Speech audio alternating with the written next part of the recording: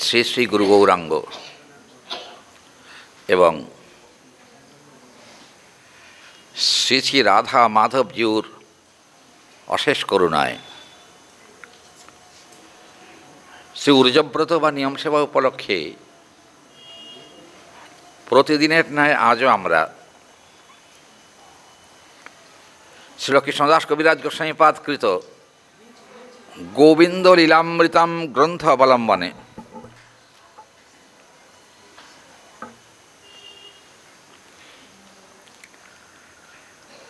শ্রী শ্রী রাধা গোবিন্দের কিছু অমল যশগাথা শ্রবণ সৌভাগ্য লাভ করেছি।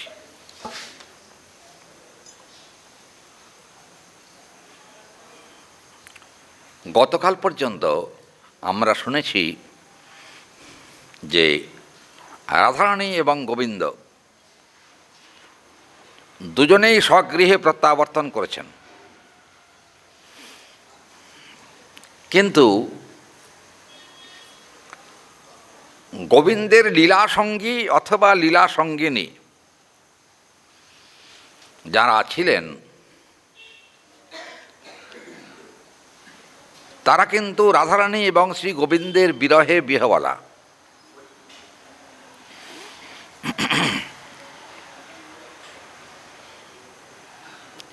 তারা এক এক প্রকার আচরণ করছেন সেই সময়। যারা গোবিন্দের কাছে ছিলেন, রাধারানীর নিত্য সঙ্গিনী হয়েছিলেন, তারা তারা কারা? গ্রন্থকর্তা বলছেন,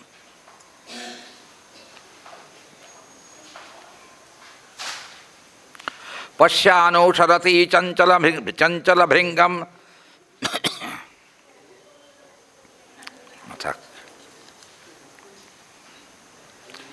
কাল কত নম্বর পর্যন্ত আরম্ভ হয়েছে? শ্লোক শেষ হয়েছে? কালকে তুমি আসনি।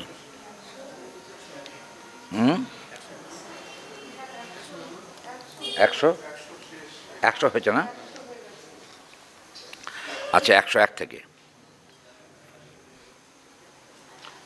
পশ্যানুসরতি চঞ্চল ভৃঙ্গ কৈবর নিকূলক লিপিবদ্ধ সঙ্গ নলিনী কৌশ নিষ্কৃত সঙ্গম ভৃঙ্গিং শশীমুখী কৃত নতি ভৃঙ্গম। এখানে বলছেন যে ভ্রমরীগণ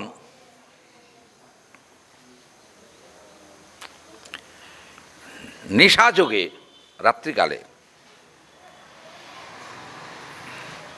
তারা কিন্তু মুদ্রাভঙ্গের চেষ্টা করছেন। মুদ্রাভঙ্গ মানে আমরা যখন পূজা করি তখন বিভিন্ন মুদ্রা অবলম্বন করতে হয়। এখন মুদ্রাভঙ্গের চেষ্টা করছেন কীরকম? আজ গলাটা খুব গণ্ডগোল করছে। তো ভ্রমর আর ভ্রমরী দুজনে এক জায়গায় ছিলেন, কিন্তু এক জায়গায় থাকলেও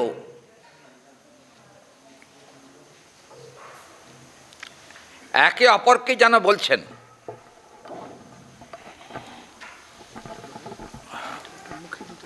কি এটা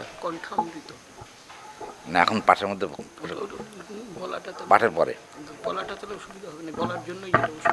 পাঠের মধ্যে আমি কিছু মুখে দেই না, পাঠের আগে বললে হতো।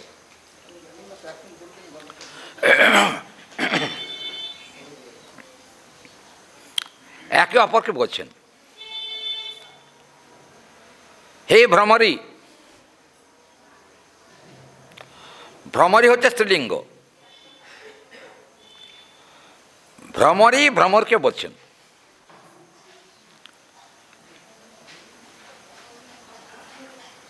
রাধারানী যখন চলে গেছেন নিজালয়ে এবং কৃষ্ণ যখন চলে গেছেন নন্দ মহারাজের গৃহে,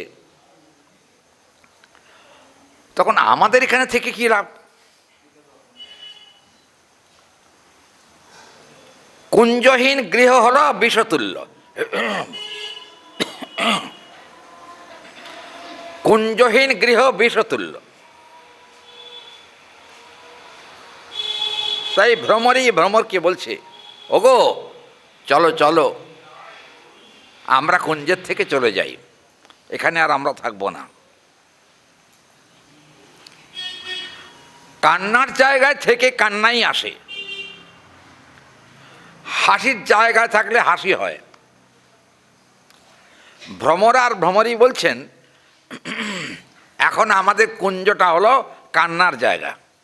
কারণ রাধারানী এবং শ্রী গোবিন্দ যখন কুঞ্জ ছেড়ে চলে গেছেন, তখন আমাদের রাধা গোবিন্দ না থাকায় আমাদের কান্নাই জীবনের সার হয়েছে। না, আর কান্না ভাল লাগছে না। এক কাজ করি, কি, গোবিন্দ আর রাধারানী দুজনে যেখানে আছেন আমরা সেখানেই যাই। কিন্তু এরা দুজন তো আছেন দু জায়গায়, তাতে মিলন রস কখনো আস্বাদন হবে না।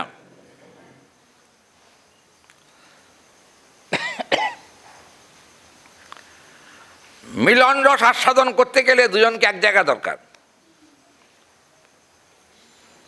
ভ্রমরী বলছেন, দেখো এখন বিরহের সময়, রাধারানী এবং শ্রীকৃষ্ণ আমাদের ছেড়ে চলে গেছেন, এখন বিরহ। আমার মনে হয়,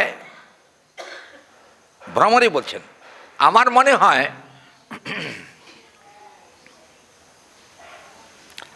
স্বস্থানে চলে না গিয়ে আমরা কুঞ্জের ভিতরেই বসে রাধা গোবিন্দের বিরহকে অবলম্বন করে আমরাও প্রেমানন্দে কাঁদতে থাকি। কারণ বিরহই হলো ভজনের গোড়ার কথা, ভ্রমর আর ভ্রমরীর কথা। বিরহ হল সাংস বিভবেন ভক্তি সমৃদ্ধ সিন্ধু, সাংস বিভবেন অংশ পূর্ণাভিপদ্যতে।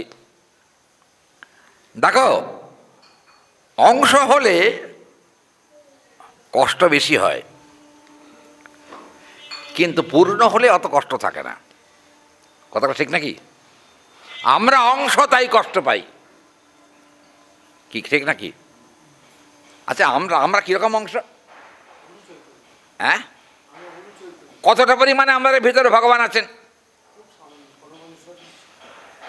কেশন বেদান্ত বলছেন, কেশঞ্চ শতভাগস্ব শতভাগে নকল্পিতা। একটা মাথার চুলকে যদি 100 ভাগ করা যায়, চুল মানে মায়েদের মতো 3.5 হাত 4 হাত চুল না, ও চুলের কথা বলা হয়নি। সাংস আর বিভিন্নাংশ দুটো দিক বলা আছে। এখন ওই চুলটা হলো পুরুষের চুলের কথা বলা হয়েছে। পুরুষের চুল তো আর কী বলে কোমর পর্যন্ত থাকে না, থাকে কি? যদি কোনো পুরুষ নারী সাজবার ইচ্ছা করে তখন তার থাকে, কিন্তু সার্বজনীন ক্ষেত্রে এ কথা বলা যাবে না। মাথার চুলকে 100 ভাগ করুন, কিন্তু তারপরে পুরশ্চ শতভাগস্য, ওই 100 ভাগের 1 টুকরো নিলেন, 1 টুকরো নিয়ে আবার 100 ভাগ করলেন, করলে যতটুকু অংশ বিদ্যমান থাকে গোবিন্দের অংশ আমাদের ভিতরে ততটুকু রূপে বিদ্যমান আছেন। হ্যাঁ, 10,000 মানে আমাদের ডাক্তারবাবু বলছেন যে 10,000 ভাগের 1 ভাগ, কিন্তু না, 10,000 ভাগের 1 ভাগ নয়। মণি কাঞ্চন বিভ্রংসীন রশ্মি সমবর্ধিতং সদা। মণি এবং কাঞ্চনের যে রশ্মি, রশ্মি বুঝছেন তো, জ্যোতি, জ্যোতি, মণি এবং কাঞ্চনের যে জ্যোতি, সেই জ্যোতিকে যদি কোনো ব্যক্তি শত শত ভাগে পরিণত করে, তার যতটুকু ভাগ থাকে ততটুকু করেই আত্মা আমাদের ভিতরে আছে। আগে বলা হলো চুলের কথা, এখন হলো এই যে আলোর রশ্মির কথা বলা হলো। দেখুন,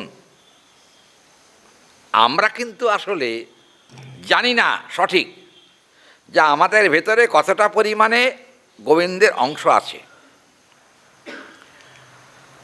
শাস্ত্র যা বলছেন সেটাকে বিশ্বাস করছি, কিন্তু শাস্ত্রবাক্যে বিশ্বাস না করেও উপায় নাই। কারণ আমি ভগবানের বিভিন্নাংশ জীব, আমি কিন্তু নিজে জানি না আমি কত বড়। জানি কি? এখানে যারা আছেন বলতে পারবেন আমি কত বড়? এতটুকু না এত বড় না এত বড়? জানি কি? বলতে পারবো না। এখানে কিন্তু বলা হচ্ছে শান্তি, একটা দৃষ্টান্ত দিই, শান্তি ভঙ্গ দিবসেন গ্রীষ্মাবকাশং বিমুচ্যতি ঘর্মাদিকং সমস্যা বৈভ ততৈব শত শতমাংশমম। এখানে বলছেন যে প্রচণ্ড গরমের ভেতরে যারা রাস্তায় চলাফেরা করেন, সূর্যরশ্মির দ্বারাতে অভিভূত হয়ে তাদের গা দিয়ে যে ঘাম ঝরে, ওই গা দিয়ে ঘাম ঝরলে সেই ঘামটা আমরা কিন্তু সহ্য করি না, করি কি? তাড়াতাড়ি করে মুছে ফেলি। মুছে ফেললে কি হয়? তার কি কোনো অংশ থাকে? কিন্তু জানবেন শরীরের সব অংশ থেকে ঘর্ম মোছা যায় না, কোনো কোনো জায়গায় বিন্দু বিন্দু ঘর্ম অবস্থান করে। ওই বিন্দু বিন্দু ঘামের শতাংশ পরিমাণে অংশ যা, সেই জাতীয় আত্মা বা কৃষ্ণের অংশ আমাদের ভিতরে বিদ্যমান আছে। কি হরি বল? বোঝা গেল কথাটা? আপনার আমার ভেতরে কতটা ভগবানের অংশ আছে। আচ্ছা, একটা চিন্তা করে দেখুন, আমরা তিনটে দৃষ্টান্ত শুনলাম শাস্ত্র উদ্ধৃতি দিয়ে। তিনটে দৃষ্টান্তের দ্বারাতে কিন্তু ক্ষুদ্রাতে ক্ষুদ্র যেটা, সেটা ঘর্মের সঙ্গে দৃষ্টান্ত দেওয়া চলে। কি বলেন ওটা? তাহলে এখানে কিন্তু বলা হলো যে ওই যে ভ্রমর আর ভ্রমরী কুঞ্জে ছিল, তারা বলছেন যে আমরা আর কতটুকু, মানুষের শরীরে যদি ক্ষুদ্রাতে ক্ষুদ্র অংশ থাকে, আমাদের ভেতরে কি আছে তাহলে আমরা তা বুঝি না। ভ্রমর বলছে ভ্রমরীকে, বুঝতে পারছি না, বুঝবো কি করে? একটা খাল, খাল বোঝেন তো? যে খাল কিন্তু ছোট, এতটুকু চওড়া, সেই খালটা গিয়ে নদীতে গিয়ে মিশেছে। আবার নদী কখনো সমুদ্রে গিয়ে মিশেছে। খাল কিন্তু জানে না যে আমি কখনো সমুদ্র হতে পারি। জান কি? কখন বোঝে? খালটা যখন নদী হয়ে সমুদ্রের মধ্যে প্রবেশ করে, তখন মনে করে বাবা আমি কি ছিলাম আর কি হলাম। ঠিক নাকি? দেখবেন বিদৃষ্টম সজীবতি ক্ষুদ্রাতি ক্ষুদ্র বৈভবম বিভু চৈতন্য ভগবৎ সর্বেষু এক ভক্তির বৃহত্ততে। তার মানে এখানে বললেন ক্ষুদ্রাতি ক্ষুদ্র অংশ আমরা বটে, কিন্তু যদি বৃহতের সঙ্গে সঙ্গ হয়ে যায় তাহলেই কিন্তু আমরা আর ক্ষুদ্র থাকি না, আমরাও বৃহৎ হয়ে যেতে পারি। কথা ঠিক নাকি? দেখুন এখানে কিন্তু বলা হয়েছে যে ভ্রমর ভ্রমরীকে বলছে আমরা ক্ষুদ্রাতে ক্ষুদ্র ভ্রমর, কিন্তু আমরা বড় হয়ে গেছি। এখন কি করে বড় হলাম? বলে রাধা গোবিন্দের মিলন দেখে আমাদের মনে হয়েছে ক্ষুদ্রই বোধহয় ভালো, বেশি বড় হওয়া ভালো নয়। কারণ ক্ষুদ্রাতে ক্ষুদ্রে দৈন্য থাকে, কিন্তু বেশি বড় হলে অহংকার বাড়ে। কি কথা ঠিক না? কখন অহংকার বাড়ে? শুধু ঐশ্বর্য বললে হবে না। দেখবেন ঐশ্বর্য, রূপ, বাগ্মিতা, পাণ্ডিত্য এগুলো যদি কারোর থাকে তাহলে কিন্তু সর্বনাশ। এখানে কিন্তু বলা হলো যে নদৃষ্টমপি সংসাতে প্রভুবারে তবা,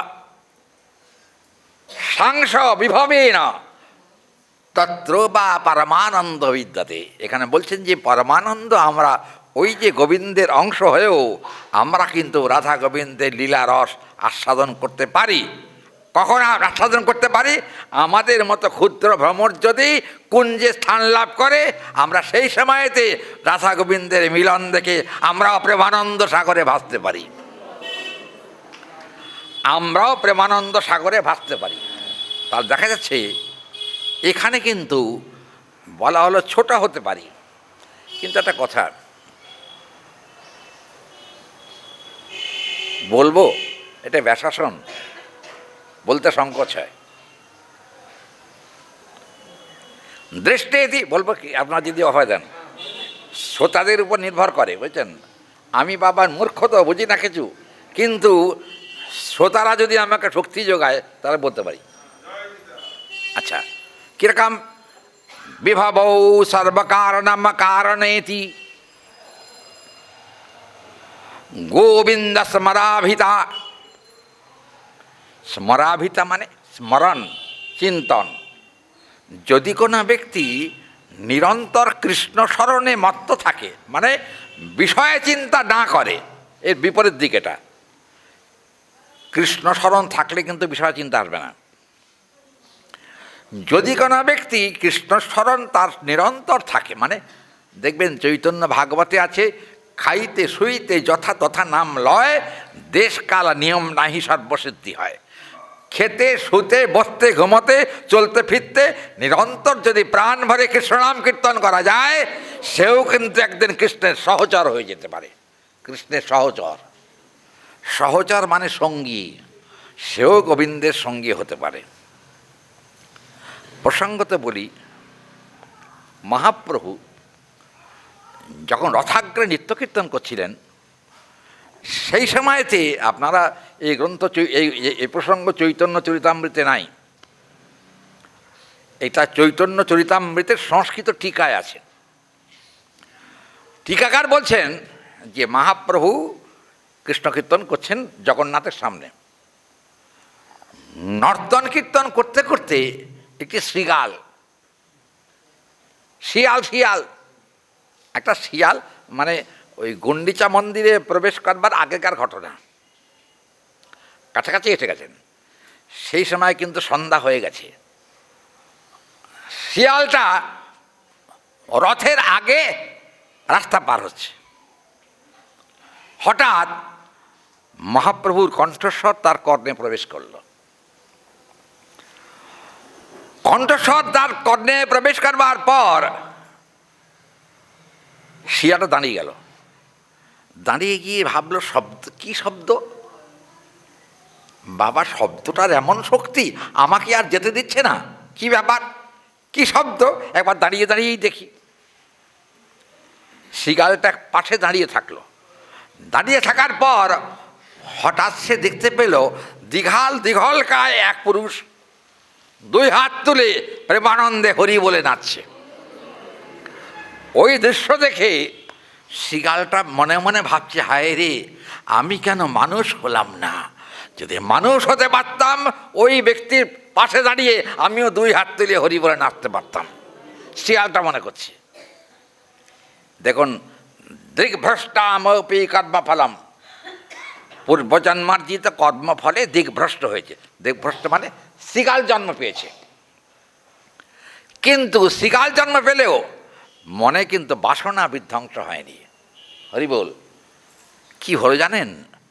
মনে মনে ভাবলো শিয়ালটা, এই যে বিশালকায়, মহাপ্রভুকে তো উনি চেনেন না, বিশালকায় যে পুরুষটা নাচছে, একবার তার অঙ্গের সঙ্গে একবার লাগালাগি হয়ে গেলে হতো, মানে স্পর্শ হয়ে গেলে হতো।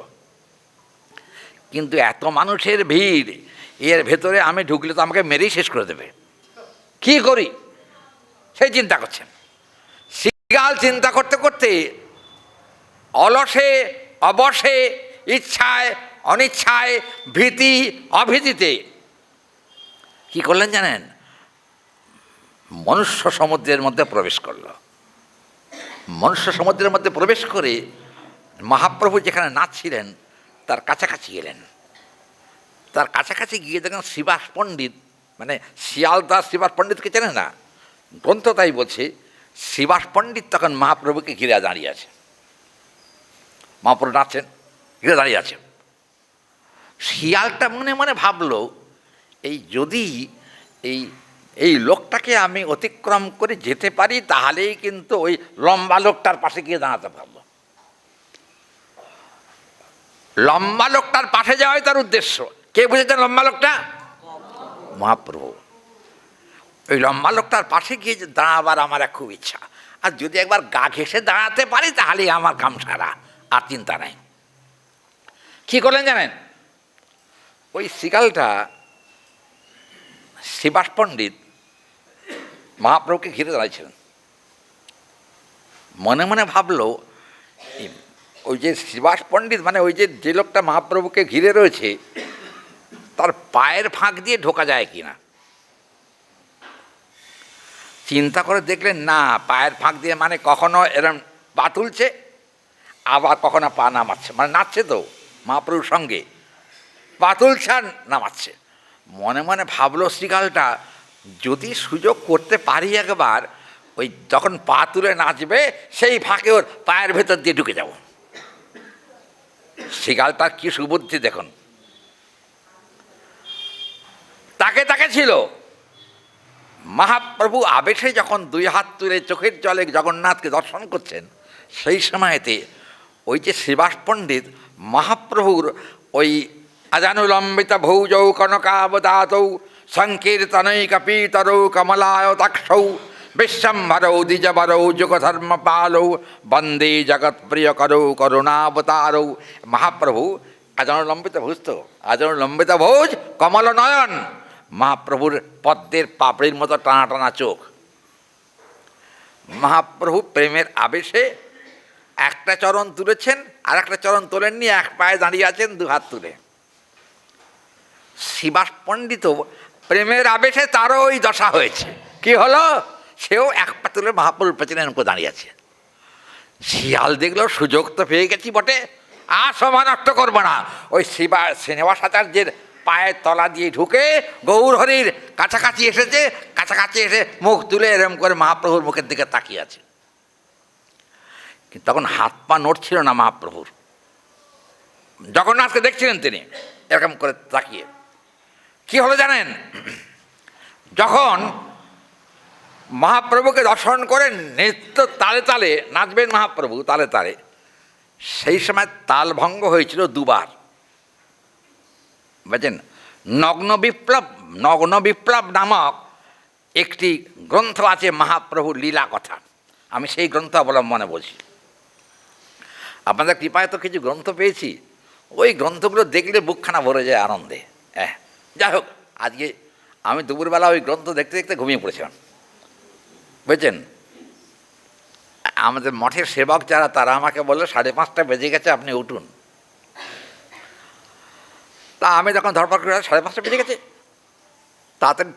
তার আগে কিন্তু এই প্রসঙ্গটা দেখছিলাম। ওই যে শ্রীবাস পণ্ডিতের পায়ের ফাঁক দিয়ে ঢুকে গেছে, ঢুকে গিয়ে গৌরহরির দিকে হাঁ করে তাকিয়ে আছে। তাকাতে তাকাতে কোন সময়ে শিয়ালটারও প্রেমের আবেশ হয়েছে। শ্রীগালের প্রেমের আবেশ হওয়াতে সে তখন দুটো পা মাটিতে আর দুটো পা তুলে সেখন গৌরহরির পাশে এসে দাঁড়িয়ে দুই হাত তুলে সে তখন হুক্কা হুয়া বলে ডাকছে। মহাপ্রভু নাচতে নাচতে বললেন, এখানে হুক্কা হুয়া এলো কোত্থেকে? কি ব্যাপার? এই আসার কারণটা কি? এত লাখ লোক, তার ভেতর শিয়ালের ডাক কেন? হঠাৎ নাচতে নাচতে মহাপ্রভু তাকিয়ে দেখলেন যে ওই শিয়ালটা মহাপ্রভুর পাশে দাঁড়িয়ে আছে, গুটি সুটি মেরে দাঁড়িয়ে আছে। যখন দেখলেন, দেখেই মহাপ্রভুর মনে দয়ার উদ্রেক হলো। মনে মনে ভাবলেন যে আহা, এ আমাদের এত কাছে এসে গেছে, একে হরিভক্তি দান করব না? কি করলেন? মহাপ্রভু প্রেমের আবেশে নাচতে নাচতে বাঁ হাতটা তুলেছেন, ডান হাতটা শ্রীগালের মাথায় দিয়েছেন। শ্রীগালের মাথায় দেওয়ার সঙ্গে সঙ্গে শ্রীগালের দুই চোখ দিয়ে জল পড়তে আরম্ভ করেছে, আর হুক্কা হুয়ার পরিবর্তে হরিবোল বলতে আরম্ভ করেছে শিয়ালটা। শিগালও হরি বল বলতে পারে, এটা হলো মহাপ্রভু স্পর্শের মহাগুণ, এইটা হলো বৈভব। কি করলেন? আনন্দ উৎফুল্লিত চিত্ত। তখন মহাপ্রভুকে যিনি গাঁট করেছিলেন, ধরেছিলেন, শিবাস পণ্ডিত, তিনি কিন্তু চিন্তা করে দেখলেন শিয়াল মহাপ্রভুর সামনে নাচে কেমন, এক লাঠি নিয়ে আসে, কি লাঠি। দুজনকে বলেছেন, তারা ছুটে গিয়ে কোত্থেকে দুটো লাঠি জোগাড় করেছে। শিয়ালটাকে মারবে, মহাপ্রভু সেই সময় দু হাত দিয়ে লাঠিটাকে ঠেকিয়ে দিয়ে বললেন, শোনো, বলে কি, শিয়াল হতে পারে কিন্তু ওর ভিতরেও কৃষ্ণ শক্তি আছে। হরি বল। কৃষ্ণ শক্তির কথা বলতে গিয়ে প্রসঙ্গ মনে পড়ে গেল। ওর ভেতরেও শিয়াল হোক, কিন্তু কৃষ্ণ শক্তি আছে বলে ওকে সম্মান করা উচিত। দেখবেন মহাজন বলছেন, সেই সে বৈষ্ণব ধর্ম সবারে প্রণতি। বৈষ্ণব ধর্মের বৈশিষ্ট্য হলো মাথা উঁচু করে থাকা নয়, মাথা নিচু করে প্রণাম করা। এটা হলো বৈষ্ণব ধর্মের বৈশিষ্ট্য। দেখবেন জ্ঞানীর মাথা কখনো নত হয় না, জ্ঞানী এবং যোগীর মাথাও নত হবে না, তান্ত্রিকের মাথাও সহসা নত হয় না, কিন্তু বৈষ্ণবের মাথা অবলীলাক্রমে নত হয়ে যায়। আচ্ছা, ওদের মাথা নত হয় না কেন?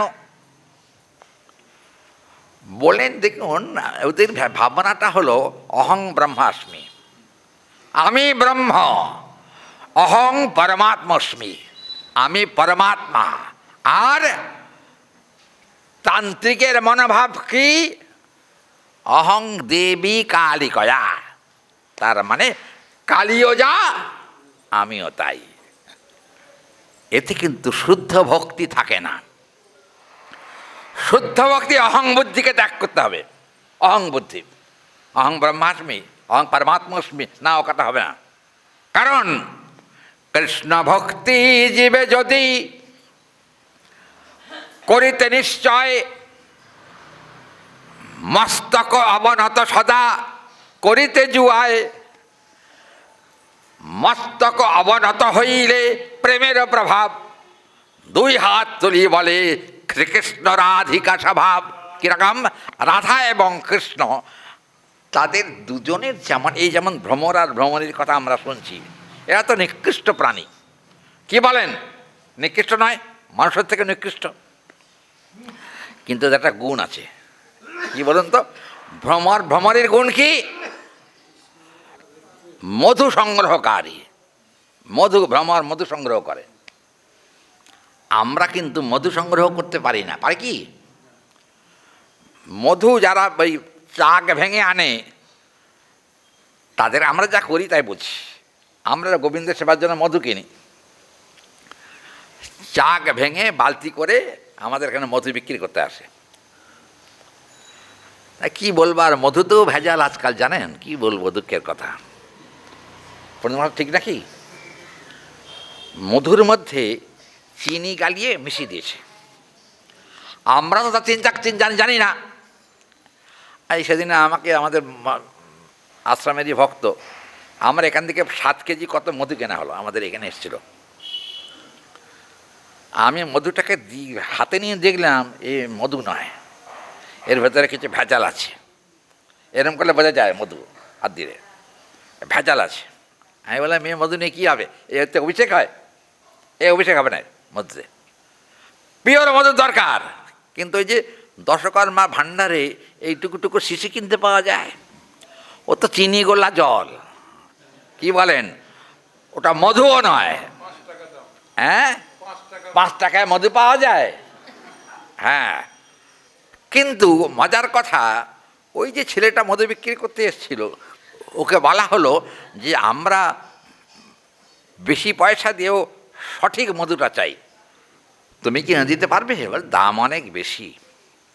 বলে বেশি দামটা কথা নয়, কথাটা হলো ভগবানের সেবার যোগ্য দ্রব্য প্রস্তুত করা। ও বলল কি, হ্যাঁ এনে দিতে পারি, 300 টাকা কিলো দিতে হবে, 300 টাকা কিলো। তা আমাকে গিয়ে বললো যে এখন এই দাম চাইছে, 300 হোক আর 500 হোক, গোবিন্দ সেবাতে সঠিক বস্তু লাগাটাই হলো আমাদের উদ্দেশ্য। ওকে বলো সঠিক মধু এনে দিতে। দেখবেন চিনির আঠা আর মধুর আঠা কিন্তু আলাদা, তাই নাকি? আচ্ছা, চিনির আটা বেশি চটচট করে, আর মধুর আটা কিন্তু অত চটচট করে না, সুগন্ধে নাকটাকে ভরিয়ে দেয়। আমি দেখো আমরা কিন্তু পরীক্ষা করে নেব। বলে হ্যাঁ ঠিক আছে। ওই ছেলেটা একদিন মধু নিয়ে এলো, আমি কিন্তু ওই মহারাজ বলেছিল 1 নম্বর মধু নিয়ে এসছি। দাম আর আমার তখন 300 টাকা বলেছিলাম, এখন 300 টাকায় আর হবে না। আসল কথা সুবিধে পেয়ে গেছে, বুঝলেন না? গলা কাটার রাজা, সোজা কথা। কী করলো জানেন? 400 টাকা করে দাম নিল। আমাকে বললো, ছেলেরা মেয়েরা বললো কি 400 টাকা দিয়ে মধু কিনবেন, তার থেকে ওই কী কয় কী দোকান আছে ডাবর কি আছে না, ডাবরের মধ্যে একদম অরিজিনাল ঠিক। আমি বললাম বাবা কে আবার ডাবরের মধুর দোকানে যাবে ডাবর কিনতে, দরকার নেই, পেয়ে গেছি, দাম দুটো একটু বেশি হলেও সঠিক জিনিসটা পাওয়া গেছে, ওটাই বড় কথা। আর একেবারে চাক ভাঙা মধু। ভ্রমর আর ভ্রমরই বলছে, গোবিন্দ মধুপানন মত্ত সংদৃষ্ট রাধিকয়া বা সমৃদ্ধমানম মধুময় সংগ্রহাতি গোবিন্দ সেবনং নিত্য সেবয়া তীর্থমপি। এখানে বলছেন যে গোবিন্দ নিয়মিত যে মধু পান করেন, সেই মধু আমি সংগ্রহ করি। ভ্রমর আর ভ্রমরই বলছেন আমরাই সংগ্রহ করি মধুটা। আচ্ছা, ভ্রমরের মুখ কত বড়? এইটুকু, কিন্তু মধু নিয়েছে বারবার কি আর গোবিন্দের মুখের মধ্যে দেয়? তা না। তাহলে চিত্রলেখা সমৎপন্যা মধুবি মধুবাসত আনন্দমে বা সংগৃহীত তৎ মধুবরং মধুস্বাদন গোবিন্দ রাধিকা। এখানে বলছেন চিত্রলেখা নামে এক সখী, তিনি কিন্তু মধুর চাক ভাঙতে পারেন। একটা কথা বলবো, অপরাধ দেবেন না, মধুর চাক ভাঙাও কিন্তু অন্যায়। আমার পর রাগ করবেন না তো আপনারা। মধুর চাক ভাঙা অন্যায় কেন? আপনার ঘর ভাঙলে যদি সেটা পাপ হয়, মৌমাছির ঘর ভাঙলে সেটা পাপ হবে না? কি করি বল, পাপ হবে না? ওরে বাবা, জীবন সংসারে মানে আমরা দেখেছি বালতির ভেতরে মরা মৌমাছি পড়ে আছে, দেখেছি। চিন্তা করুন, এটা ঘর ভাঙার পাপে পাপান্বিত হতে পারে সে। কেন? ভ্রমর তার কিন্তু মধু খাওয়ার জায়গা ওটা, আবার মধু সংগ্রহ করার জায়গা ওটা, আবার ও থাকার ব্যবস্থাও সেখানেই। সেই জন্য ঘর ভাঙার পাপে লেগে যায়। কিন্তু একটা কথা, পাপ স্খলনেরও বুদ্ধি আছে। কি পাপ স্খলনের বুদ্ধি? ওই যে এত কষ্ট করে ওরা মধু সংগ্রহ করে, আর ওই মধু চাক ভেঙে আমরা মধু নিয়ে এসে মধু খাই, আমরা খেলে কিন্তু পাপ। কিন্তু গোবিন্দ সেবায় লাগালে সেই পাপটা আর থাকবে না। যদি সেই মধু কৃষ্ণ সেবায় লাগানো যায়, আপনি সহস্র পাপ মুক্ত হয়ে প্রেমানন্দে একদিন হরি বলতে পারবেন, আপনারা চিন্তা থাকবে না অত। এই জন্য মৌমাছি এরা দুজনে, আমরা যে শ্লোকটা শুনছি, এরা কিন্তু নিকৃষ্ট প্রাণী, কিন্তু সৌভাগ্যবান। কি সৌভাগ্য? এরা মধু সংগ্রহ করে। মধু সংগ্রহ করে বলে এদের কিন্তু ভেতরে একটা আলাদা সামর্থ্য আছে।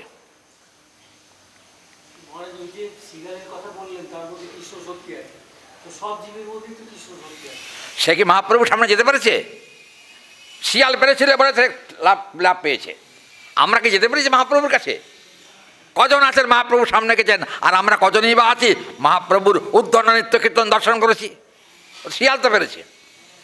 শিয়ালের এই সৌভাগ্যের কথা চিন্তা করে পূর্বজন্মার্জিত সুকৃতি না থাকলে গৌর দর্শন হয় না, বুঝেছেন? আমি একবার রাধা শ্যামসুন্দর দর্শনে গেছিলাম। কোথায় বলুন তো? খড়দা। খড়দায় শ্যামসুন্দর আছে না নিত্যানন্দ প্রভু সেবিত।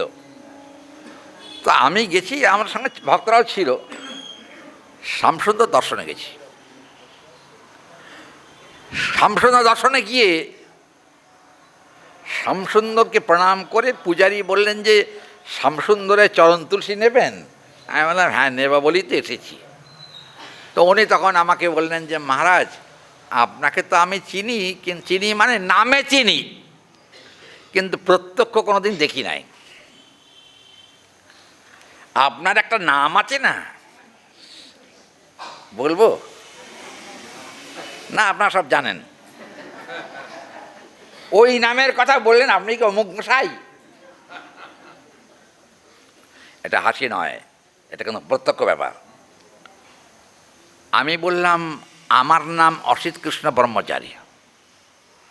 ও হো, সে নাম তো আমরা শুনি নাই, আপনার ওই নাম শুনেছি, তাই ওই নাম বলে ফেললাম বলে কিছু মনে করবেন না।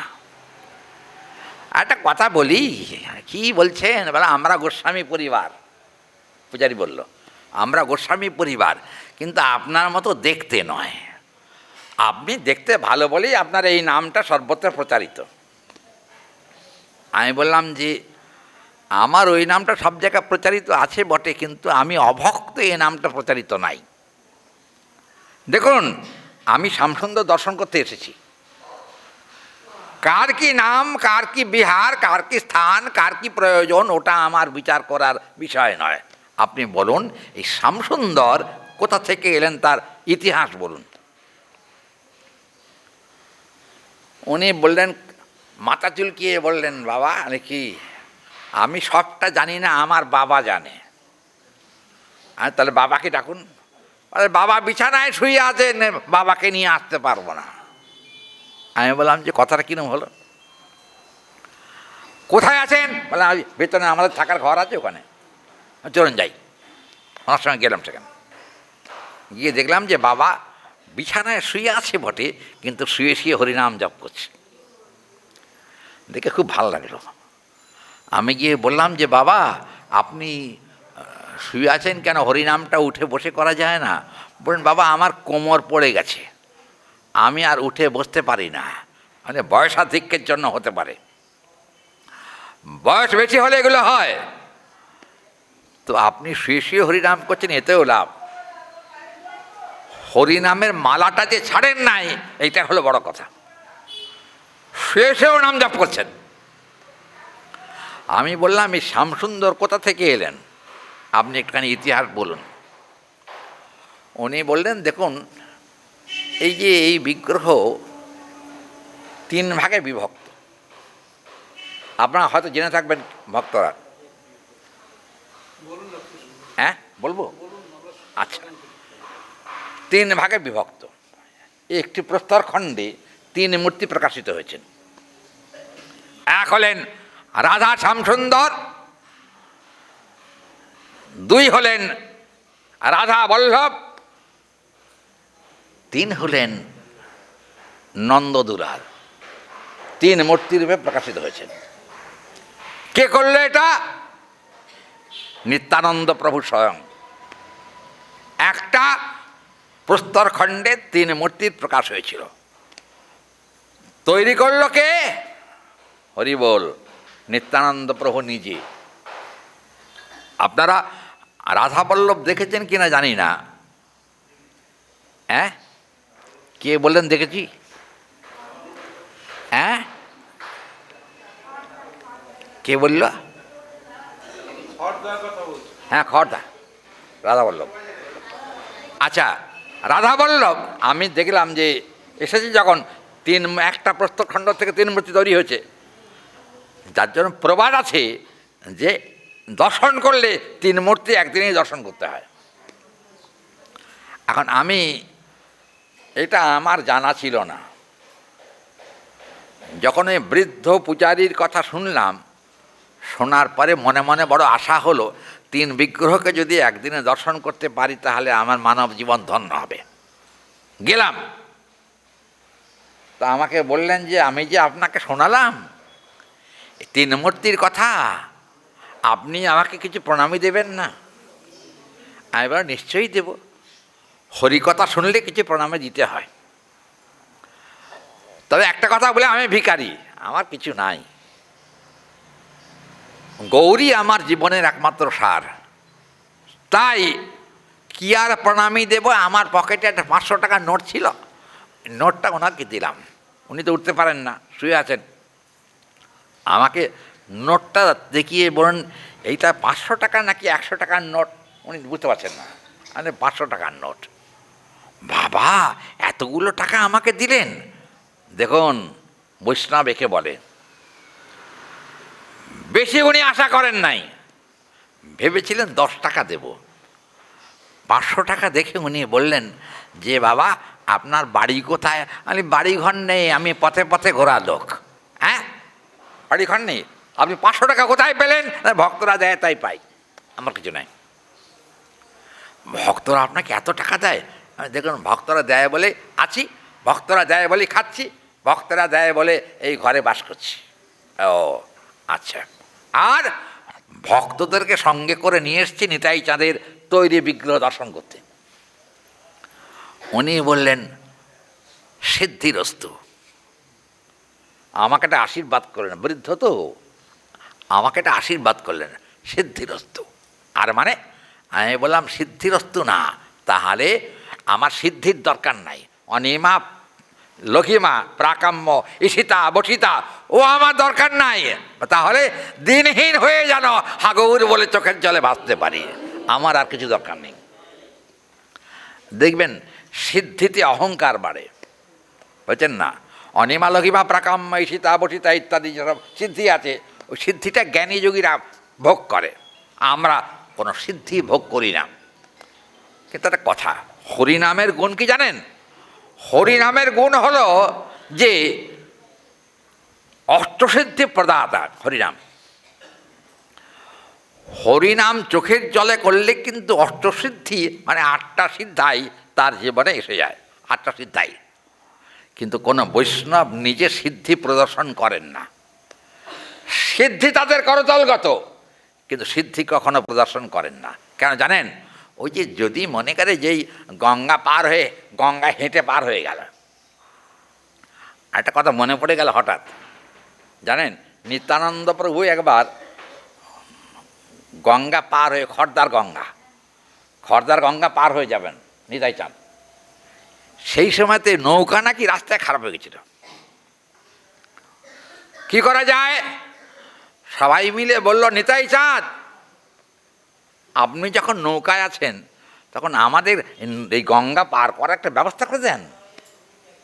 নিতাই বলেন, আমি হরিনাম গাইতে পারি, কিন্তু নৌকা পার করতে পারবো না। কেন? নৌকার যন্ত্রটা খারাপ হয়ে গেছে। যন্ত্র তো তখন ছিল না, ওই যে বৈঠা দাঁড় ছিল, দাঁড় টানতো। আচ্ছা, এখন কি হলো, কি হচ্ছে না বলবো। সেইটা ওই যে যিনি দাঁড় টানছিলেন, ওই বড় নৌকা আর কি, যিনি দাঁড় টানছিলেন, তিনি হঠাৎ অসুস্থ হয়ে পড়েন। অসুস্থ মানে পেটের গণ্ডগোল ছিল না। এখন নৌকার মধ্যে বসে বসে গঙ্গার ওপরেই তিনি মলত্যাগ করতে আরম্ভ করেছেন। হরিবোল! নিতাই চাঁদ স্বয়ং সেখানে উপস্থিত। নিতাই চাঁদ বললেন, এই বেটা, চরণামৃতে কেউ কখনো মলত্যাগ করে? কথা বোঝা গেল? গঙ্গা কিন্তু আসলে চরণামৃত। কার চরণামৃত? গোবিন্দের চরণ থেকেই গঙ্গার জন্ম হয়েছে। কাজেই চরণামৃতে মলত্যাগ করছিস, এই পাষণ্ড। তখন ওই দাঁত টানছিলেন, তিনি বললেন, ঠাকুরমশাই, বলে কি, আপনারও যদি পায়খানা পেত আপনিও করতেন গঙ্গায়। নিতাই চাঁদ বললেন, কি এত বড় আস্পর্ধা, তুই পাষণ্ড, আমাকে এই কথা বলিস? দেখ, আমি নৌকা চালিয়ে নিয়ে যাচ্ছি। নিতাই চাঁদ কী করলেন জানেন? নিত্যানন্দ প্রভু ওই দাঁড় ধরে, বুঝছেন না, এরকম করে টানতে আরম্ভ করছেন। আর যত অনেক ভক্ত ছিল সেখানে, তখন সবাই মিলে বলছে, প্রভু আপনি কী করছেন, আপনি এত কষ্ট করছেন কেন? শোনো, বলে কি, আমি নিতাই, ভবনদী পার করে দেওয়া আমার দায়িত্ব, মহাপ্রভু আমাকে দায়িত্ব দিয়েছেন। অতএব আজকে আমি গঙ্গা নদী পার করলাম, আর তোমাদেরকে কথা দিলাম নৌকায় যারা আছো তাদের সবাইকে ভবসমুদ্র পার করে গোবিন্দচরণ পাইয়ে দেব। কি হরি বল। দেখুন, নিতাই চাঁদ পরম দয়াল, পরম কৃপালু। আর কোন শক্তিতে তিনি নৌকা চালাচ্ছিলেন বলে তিনি মূল সংকর্ষণ। নিত্যানন্দ প্রভু মূল সংকর্ষণ। সংকর্ষণের কাজ হলো সমকর্ষয়তি ইতি, তার মানে দুই পক্ষকে আকর্ষণ করে গোবিন্দের কাছে নিয়ে যাওয়া। দুই পক্ষ মানে ভক্ত আর ভগবান, দুজনকেই তিনি আকর্ষণ করেন। তার মানে ভক্তকে আকর্ষণ করে গোবিন্দের কাছে নিয়ে যায়, আর গোবিন্দকে আকর্ষণ করে ভক্তের কাছে নিয়ে আসে। এটা হলো সংকর্ষণের কাজ। কি করলেন? নিতাই চাঁদ তার দায়িত্ব পালন করলেন। কথা দিলেন সবাইকে, মরার আগেই তোমাদেরকে সংসার সমুদ্র পার করে দেব। কি হরি বল। কার কথা? নিত্যানন্দ প্রভুর কথা। চিন্তা করুন, নিত্যানন্দ প্রভু একদম সঠিক কথা বলেছেন। কারণ আমরা কীর্তনে দেখি না, নিতাই পদ কমল কোটি চন্দ্র সুশীতল, যে ছায়ায় জগৎ জুড়ায়, যে ছায়ায় জগৎ জুড়ায়। আর একটা কথা বলি, আমি সব কীর্তনটা করলে সময় লাগবে, প্রসঙ্গে আসতে পারবো না। শুধু একটা জায়গা বলি, হেন নিতাই বিনে ভাই রাধা কৃষ্ণ পাইতে নাই, দৃঢ় করি ধর নিতাইয়ের পায়। একবার দৃঢ় করি ধর মন দয়াল নিতাইয়ের শ্রীচরণ, দৃঢ় করে ধর মন যদি পেতে চাও গোবিন্দ চরণ। মুখে জয় নিতাই বলে একবার দৃঢ় করে ধর মন। তার দেখা যাচ্ছে দৃঢ় করি ধর নিতাইয়ের পায়, নিতাইয়ের পায়, নিতাইয়ের পায়, দৃঢ় করি ধর নিতাইয়ের পায়। দেখুন, নিত্যানন্দ প্রভু হচ্ছেন সংসার সমুদ্র পার করবার কাণ্ডারি, নিত্যানন্দ প্রভু। এই জন্য দেখবেন বৃন্দাবন দাস ঠাকুর চৈতন্য ভাগবত লিখেছেন, আর বৃন্দাবন দাস ঠাকুরের লেখা আরেকটি গ্রন্থ আছে, সেটা হলো শ্রী চৈতন্যাষ্টকম। চৈতন্যাষ্টকে বৃন্দাবন দাস ঠাকুরের কথা। তিনি বলছেন, ভব সমুদ্র গার হয়েছি নিরন্তরং ভবেৎ সদা,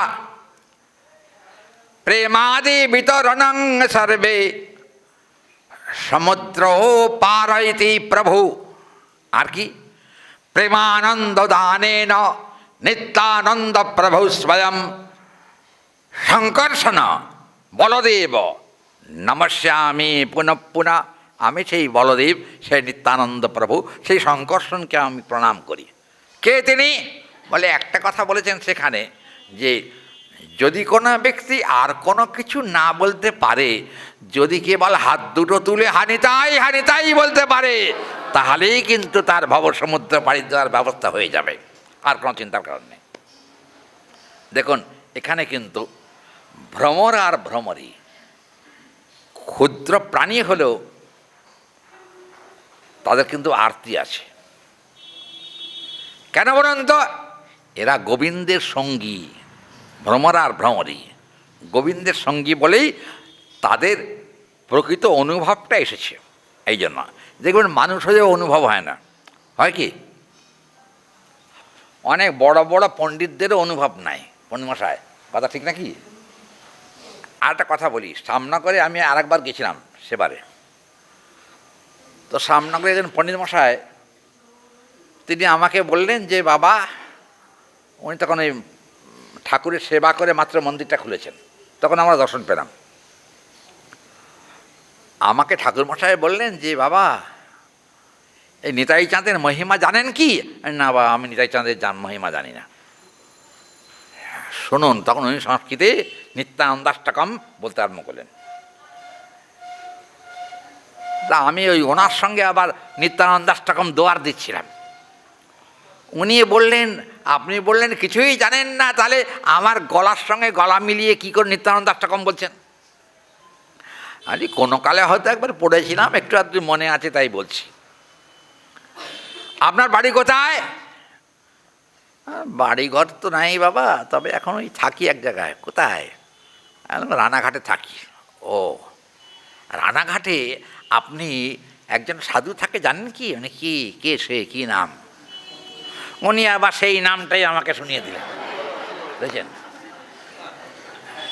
আমি বললাম না, আমি তাকে চিনি না, তবে অসিত কৃষ্ণ ব্রহ্মচারীকে চিনি। উনি তখন হাসতে হাসতে বললেন, আমি আপনার নাম শুনেছি কিন্তু এর আগে দেখি নাই, লোক মুখে আপনার ওই নামটাও শুনি, কিন্তু একটা কথা হলো আপনি নাকি ভালো বক্তা। আরে ভালো বক্তা না, আমি ভালো তক্তা। তক্তা বুঝেন? হ্যাঁ, তা আমাকে বললেন আপনি রহস্য করতেন কেন? আপনি নিত্যানন্দ দাস টাকা মামার সঙ্গে আবৃত্তি করছিলেন, তো এখন আপনি নিশ্চয়ই আপনি হরিকথা বলেন ভালো, তো আপনি শ্যামসুন্দরকে একদিন শুনিয়ে যান না। আমি বলি, দেখুন না, আমি তো আজকে পারবো না, আমার আজকে এখান থেকে দর্শন করে গিয়ে পাঠে যাব এক জায়গায়।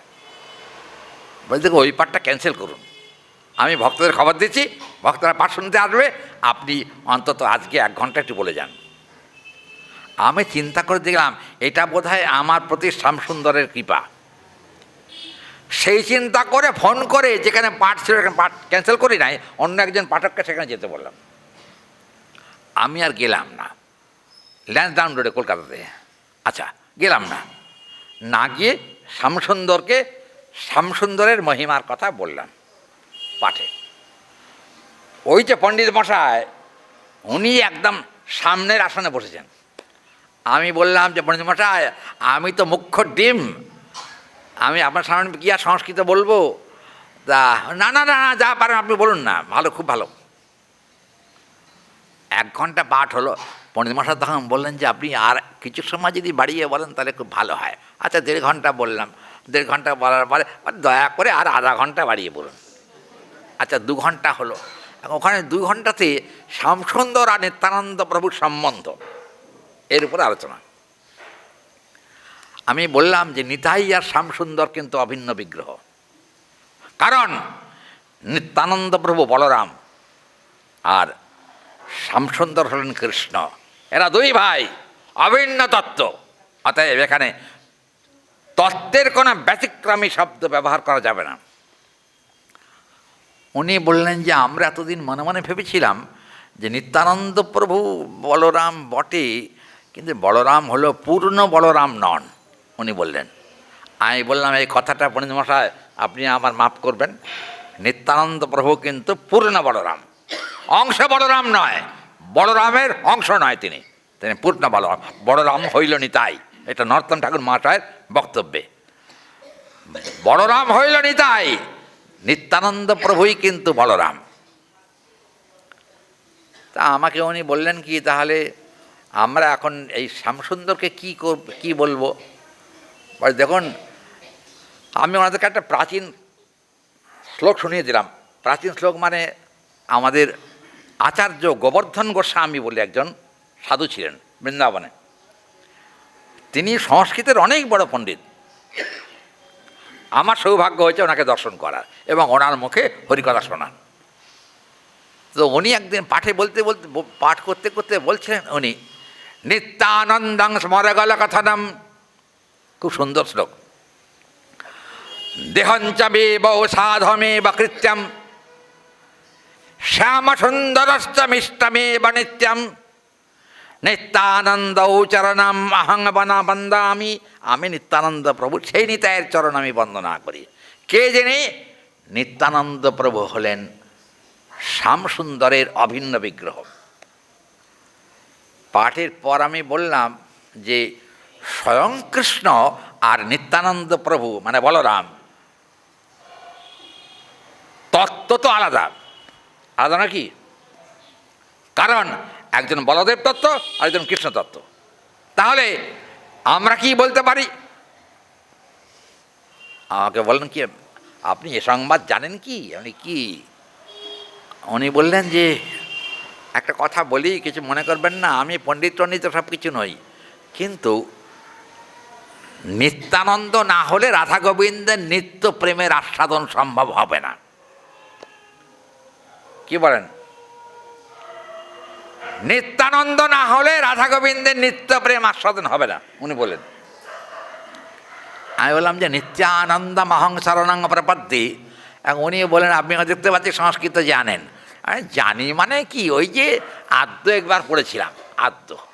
হ্যাঁ, এইটা আমাকে বলেন দেখুন আদ্য পড়লে হবে না, মধ্য পড়তে হবে, উপাধি পড়তে হবে, নাহলে হবে না। আপনি উপাধি করেন নাই? আমি মানে করেছিলাম বোধহয়, সে মনেও নাই। বলে আপনি খুব দৈন্য করছেন, ওসব কথা বলবেন না। দেখুন সত্যি কথা যদি বলতে চাই তাহলে একটুখানি ব্যাকরণ পড়েছি, আদ্য মধ্য অন্তর শেষ করেছি। ও আচ্ছা, আর আর কি পড়েছেন বলুন? আমি আর কি পড়েছি কি জানি, কাব্য পড়েছিলাম, ব্যাকরণ পড়েছিলাম, স্মৃতি পড়েছিলাম, বেদান্ত দু একটা পাতা উল্টেছিলাম বনগাঁর মদনমোহন গোস্বামীর কাছে। উনি আমার বেদান্তের গুরু। তা এখন উনি আমাকে বলেন মদনমোহন গোস্বামীর ছাত্র আপনি? হ্যাঁ, আপনাকে প্রণাম। কেন, কী হলো? বলেন দেখুন মদনমোহন গোস্বামীও কিন্তু আমার বেদান্তের গুরু। তাই নাকি? বা হ্যাঁ, তাহলে আপনি এক কাজ করুন, একটু আগে আসুন, আমরা গুরু ভাই দুজন একটু আলিঙ্গন দিই। দুজনে আমাকে জড়িয়ে ধরুন অনেক করে, খুব আনন্দ হলো। কিন্তু উনি একটা চমৎকার কথা আমাকে শুনিয়ে দিলেন, আমার সব কথা মনে থাকে কিছু কিছু। বৃন্দাবনবাসী তো, উনি বললেন রাধয়া, ওনার মানে স্বরচিত শ্লোক, উনি বললেন রাধয়া সমপৃচ্ছন্তি তত্তৎ ন তৎকৃষ্ণস্য মিলনং সম্ভবান ভ্রাসুরতি ইত্যিদ্যম নিত্যানন্দ স্বয়ং প্রভু। একটা কথা বলি, আচ্ছা দেখুন রাধারানীর সঙ্গে নিত্যানন্দ মানে এই বলরামের সম্পর্ক কি? হরি বল। হ্যাঁ বাবা, আপনারা বেশ সুন্দর কথা কয়েছেন, ভাসুর। আচ্ছা, আগেকার দিনে নিয়ম ছিল ভাসুরের মুখ দেখতে নাই, কথা ছিল না এরকম? কি পূর্ণিমাশায় ঘন্টা টেনে তো না। কিন্তু একটা কথা বলি, আরাধয়া সম্মুখবর্তী সম্ভাষণম বলদেবস্য কৃপালু প্রভু। বলদেবের সঙ্গে দর্শন করতে গিয়েছিলেন রাধারানী নিজে। তিনি কিন্তু যখন গিয়েছিলেন তখন এরকম এরকম ঘোমটা ছিল, বুঝছেন? আর বলদেব প্রভুর সঙ্গে যখন উনি কথা বলেন তখন ঘোমটাটা তুলে দিয়েছেন, ঘোমটা তুলে দিয়ে কথা বলছিলেন। ঘোমটা তুলে দিয়ে কথা বলতে বলতে তখন দেখা গেল যে ওই বলদেব মাথাটা নিচু করেছেন। কারণ হরিবল, দেখবেন কৃষ্ণ বলরাম যেখানে, রাধারানী সেখানে থাকেন না। এটা হলো তত্ত্বের দিক। কিন্তু একটা কথা বলি, যদি আমরা সম্বন্ধের কথা বলি তাহলে কি হবে? ভাতৃবধূ, তাই নাকি? যদি ভাতৃবধূ মানে ওই এক মা বললেন, আমি শুনতে পেলাম এই মাত্র, ভাইয়ের বউ। হ্যাঁ, শুনতে পেলাম। ভুলে যাবেন না, ভাইয়ের বউ নয় রাধারানী, এটা অপসিদ্ধান্ত। তার সঙ্গে কিন্তু বলরামের সঙ্গে বা কৃষ্ণের সঙ্গে রাধারানীর কোনোদিন বিবাহ হয়নি। প্রণয় সম্বন্ধ মাত্র, অনেক আপার লেভেলের কথা এগুলো, প্রণয় সম্বন্ধ মাত্র, কিন্তু আচরণই সম্বন্ধ জ্ঞানম।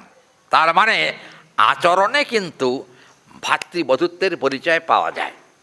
তার মানে শ্যামসুন্দরের বিবাহিত পত্নী না হলেও যেহেতু রাধারানী শ্যামসুন্দরেরই অংশবিশেষ, বা লাদিনী শক্তি রাধারানী শ্যামসুন্দরের অভিন্ন বিগ্রহ হিসাবে লীলারস আস্বাদনের জন্য রাধিকা রূপে তিনি প্রকটিত হয়েছেন মাত্র। আসলে রাধারানী কিন্তু কৃষ্ণই। অতএব বাহ্যিক দৃষ্টিতে ভাতৃবধূর মতো মনে হলেও আসলে ভাতৃবধূ নয়, প্রেম সম্বন্ধে সম্বন্ধিত। ওই জন্য ওই সম্বন্ধটাকে একেবারে প্রাকৃত ভূমিকায় নামিয়ে না নিয়ে এসে যদি কোনো ব্যক্তি, সৌভাগ্যবান ব্যক্তি রাধারানীকে প্রণাম করেন এবং কৃষ্ণ প্রেম প্রদায়িনী রূপে, আর গোবিন্দকে প্রণাম করেন দাতা ভোক্তা সমুচ্চমানম, দেখবেন গোবিন্দ একাধারে দাতা, একদিকে ভোক্তা, ভোক্তা মানে আস্বাদনকারী। দাতাকে দেখবেন কৃষ্ণ নাম দাতা প্রভু, বদন সুন্দর চৈতন্য স্বরূপে তিনি সদা সেই প্রখর। তার মানে দেখবেন দাতা রূপে কৃষ্ণ, কৃষ্ণ যদি না আসতেন প্রেম রাজ্যের সংবাদ আমরা কেউ জানতে পারতাম না। কি কথা ঠিক নাকি? কৃষ্ণ যদি না আসতেন, আর গৌরহরি যদি না আসতেন, তাহলে প্রেম রাজ্যের বিস্তৃত আলোচনা করে প্রেমের কি আমরা মস্তক অবনত করতাম না। হরি বল বলি, হ্যাঁ, খবরই পেতাম না। একটা কথা বলি, ইদানিংকালে প্রেম শব্দটা সর্বত্র প্রচারিত, কথা ঠিক না? প্রেম প্রেম প্রেম, তাই না? প্রেমটা কিন্তু আসলে জাগতিক কোনো শব্দ নয়। আপনারা হরিনামামৃত ব্যাকরণ যারা পড়েছেন তারা জানেন, আমি ব্যাকরণ যখন পড়ি গুরুদেবের নির্দেশে হরিনামামৃত ব্যাকরণই পড়েছিলাম। রূপগোস্বামীপাদ হরিনামামৃত ব্যাকরণে তিনি কিন্তু বলেছেন, রাধিকা বিধিদৃষ্টম সংকল্পং প্রভুপরং সদা বিশ্ব ব্রহ্মাণ্ডানি তত্ত্বম এব রাধিকা চরণ সেবায়া। কি চিন্তা করে দেখুন, বিশ্বব্রহ্মাণ্ডের যিনি কর্তা তিনি রাধারানীর পদসেবা করছেন। হরি বল, হ্যাঁ, তিনি রাধারানীর পদসেবা করছেন। ললিতা রাধারানীর কানে কানে এসে বলেন, ওই কী রে, কী করতেছিস? বলে, কেন? গোবিন্দ যে তোর পদসেবা করছে, বুঝতে পারছিস না এখনো? গোবিন্দ বললেন, রাধারানী বললেন, করে করুকে যাক। তার সেই সময়তে এই গোবিন্দ মানে পদসেবা করছিলেন তো, রাধারানী পদসেবা করতে করতে এই জায়গাটায় যখন হাত দিয়েছেন, এই জায়গাটা এখানে একটা হাড় থাকে না, এখানে যখন হাত দিয়েছেন রাধারানী উফ উফ। গোবিন্দ বললেন, কি হয়েছে তোমার পায়ে? বলে, গতকাল সখীগণের সঙ্গে যমুনা স্নান করতে যাচ্ছিলাম। যমুনা স্নান করতে যাওয়ার সময় ওই যমুনার ঘাটটা খুব পিছল ছিল, ওই ঘাটে আমি একটুখানি পড়ে গিয়েছিলাম, এই জায়গাটা আমার লেগেছে। গোবিন্দ বললেন, ব্যথা লেগেছে? বলে, হ্যাঁ। বাবা, আমি হলাম রাধারানী, আমি কে জানো? বলে, কে? অনন্ত ব্রহ্মাণ্ডের সব লোকের মনে অজস্র ব্যথা আছে, সব ব্যথার অবনোদনকারী হলাম আমি। অতএব তোমার সামান্য দেহের ব্যথা কমাতে পারবে না? এই দেখো আমি কী করে কমিয়ে দিচ্ছি। তখন এই পাটা সোজা করে দাও, আমি কবিরাজ আজকে।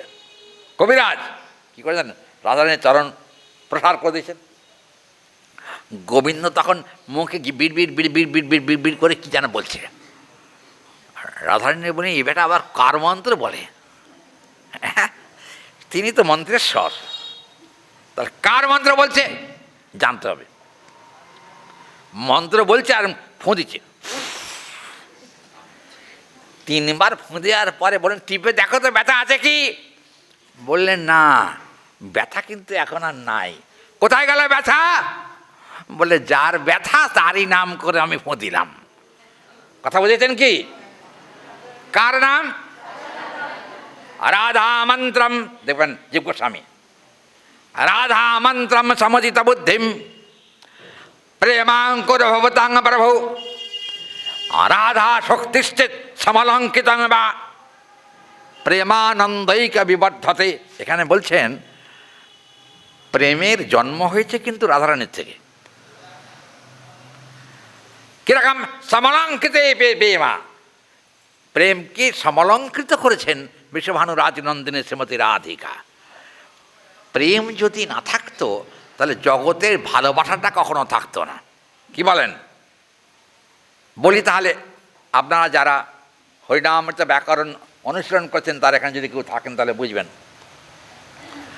প্রেমালঙ্কৃত, জীব গোস্বামী পাদের টিকা, প্রেমালঙ্কৃত ভাবনায়া রাধা সংদৃষ্টমানয় গোবিন্দ প্রেমাদিকাং সর্বম পতধৌত জলং পিনতু। তার মানে প্রেমের এমন বৈভব, গোবিন্দ কখনো কখনো রাধারানী চরণ ধৌত জল পান করেন। হরি বল, বোঝা গেল কি? বাবা আমাকে আপনারা দোষ দেবেন না, আমি নিজের কোনো কথা বলি নাই, শাস্ত্র বলেছেন তাই উদ্ধৃতি দিলাম মাত্র। প্রেম কত বড় বস্তু যে অনন্ত ব্রহ্মাণ্ডের অধিষ্ঠানকে পর্যন্ত ছোট করে দেয়, ছোট ছোট। কারণ আচ্ছা, আমরা তো চরণামৃত পান করি, কি মন্ত্র? অকাল মৃত্যু হরণম সর্বব্যাধি বিনাশনম। তারপর কি কয়? এই যে কে বলছে?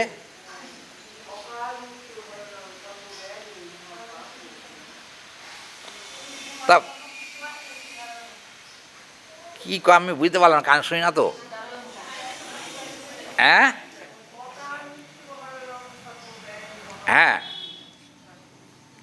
তারপর কি ফুসফুস করে বলছে কেন? গলা ছেড়ে বলো। ও ভয়েই বন্ধ হয়ে যাচ্ছে। আমি আর কি করি বলো, আমি বুঝি না, কিন্তু একটা কথা বুঝি, চরণামৃতের এমন শক্তি অকাল মৃত্যু হরণ করে। বুঝছেন? অকাল মৃত্যু মানে যে সময়ে মরার কথা নয়, সেই সময় থেকে চরণামৃত গ্রহণকারীকে মৃত্যুর অতিক্রম করতে পারে, মৃত্যুকেও অতিক্রম করে। কি বলেন?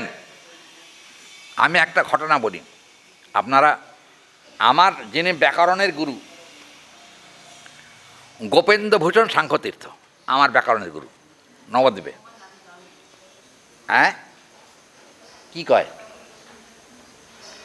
গোপেন্দ্রভূষণ সাংখ্যতীর্থ মহাপ্রভুকে ভগবান বলে মানতেন না, বুঝছেন? তা আমি তো মাঠে থাকি, নবদ্বীপ আশ্রমে থাকতাম তখন। ওনার কাছে গিয়ে তো মহাপ্রভুর কথা উনি বলেন না, একদম না।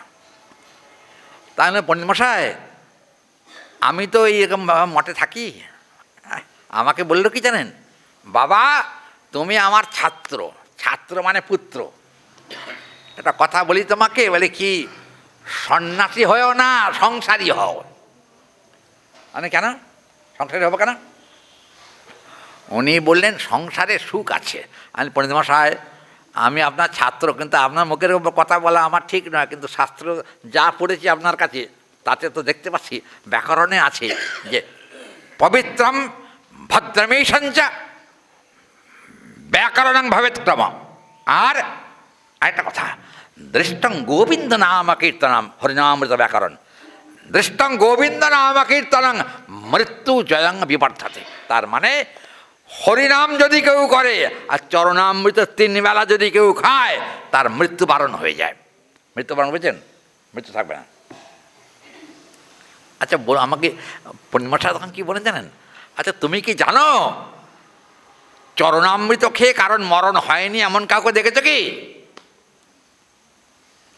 আমার তখন একগাল মাছি, কি উত্তর দেব? কারণ সবাই তো মরে। আমি ওনাকে কৌশল করে বললাম, পণ্ডিত মশাই একটা কথা বলি, বৃন্দাবনে আমি বৈষ্ণবচরণ দাসজিকে দেখেছি। কি দেখেছ?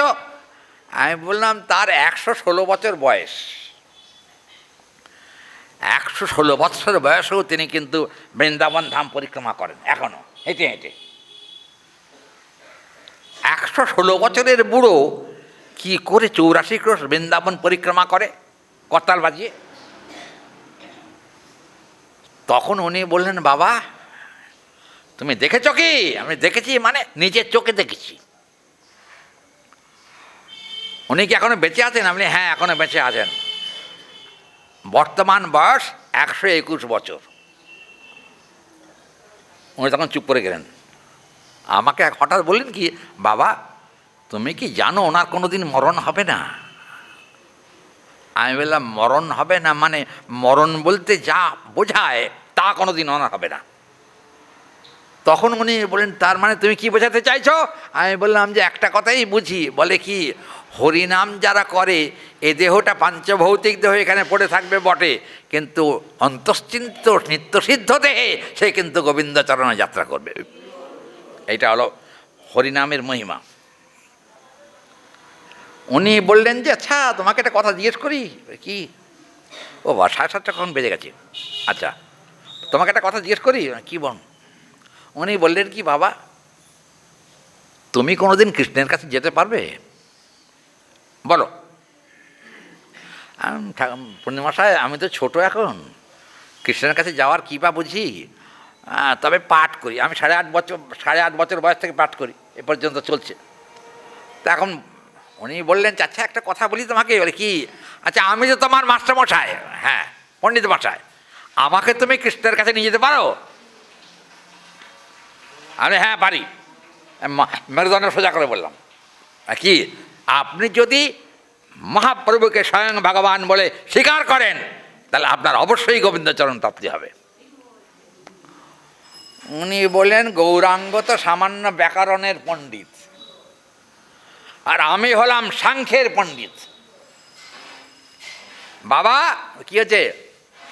না বলছিলাম গৌরাঙ্গকে তুমি কি মনে করো? আমি গৌরাঙ্গকে আমি স্বয়ং ভগবান মনে করি, কিন্তু আমিও এখনও স্বয়ং ভগবান মনে করতে পারি নাই। আচ্ছা কি করলে গৌরাঙ্গকে স্বয়ং ভগবান মনে করা যায়? বলে আমাদের মতো, আমি ওনাকে বললাম, আমাদের মতো ভক্ত কিছু আপনি জোগাড় করুন। আপনি বাড়িতে একটা খোল কিনুন, খোলটা আমি কিনে দেবো, আমার আপত্তি নেই। আর আপনি করতাল বাজান আর খুলিকে নিয়ে একসঙ্গে বসে কীর্তন করুন। আমাকে কী কীর্তন করতে হবে? বলো কী কীর্তন করবো? কী কীর্তন হলো? ভজ গৌরাঙ্গ কহ গৌরাঙ্গ লহ গৌরাঙ্গের নাম, আরে যে জন গৌরাঙ্গ ভজে সে হয় আমার প্রাণ। উনি বলে, ওরে বাবা এই গৌরাঙ্গ কথা বলতে পারবো না, কারণ গৌরাঙ্গ লেখাপড়ায় আমার থেকেও কমা। কি চিন্তা করুন, গৌরাঙ্গ লেখাপড়ায় আমার থেকে কমা, ওই জন্য আমি বাবা গৌরাঙ্গের নাম নিতে পারবো না। আমি একটা কথা পণ্ডিত মশাই, গৌরাঙ্গের নাম কলিযুগে না গ্রহণ করলে আপনারও কিন্তু সংসার সমুদ্র পার হওয়া হবে না। আমি আপনার ছাত্র হয়ে এই কথা বললাম। আর একটা মনে রাখবেন, আপনি ব্রাহ্মণ, আমিও কিন্তু ব্রাহ্মণের পোলা, আমিও ব্রাহ্মণের ছেলে। বলে বাবা তুমি কি আমাকে অভিশাপ দিচ্ছ? তুমি ব্রহ্মচারী লোক, তুমি আমাকে অভিশাপ দিও না, খবরদার অভিশাপ দিও না, তাহলে আমার লেগে যাবে। আমি বললাম আসুন না কাজ করি, আপনি বৃদ্ধ আর আমি যুবক, আমরা দুজনে মিলে খোল করতাম, আমি খোলও বাজাতে পারি একটু আধটু, বুঝছেন? আমি খোল বাজে, আপনি করতাল বাজান, চলুন একদিন মহাপ্রভুর বাড়িতে যাই, গিয়ে একটুখানি মহাপ্রভুকে কীর্তন শুনিয়ে আসি। উনি বললেন, বিষ্ণুপ্রিয়া সেবিত গৌরাঙ্গের কথা বলছো? হ্যাঁ, গৌরাঙ্গেরই ভগবান বলে মানতে পারি নাই, কি করে যাই বলো, আমার লজ্জা করে। আমি আপনার লজ্জা ভেঙে দেবো, চলুন না। তা আমরা যে কজন গুরু ভ্রাতা ছিলাম, মানে পণ্ডিত মশাইয়ের শিষ্য মানে যারা পড়তাম তার কাছে, তো এখন তিনি আমাকে বললেন কি, বাবা কাল বলবো আমি গৌরাঙ্গের বাড়িতে যাবো কিনা। ঠিক আছে। পরদিন উনি ঘুমোচ্ছিলেন, আমি ওনাকে ঘুম থেকে টেনে তুললাম ভোরবেলা।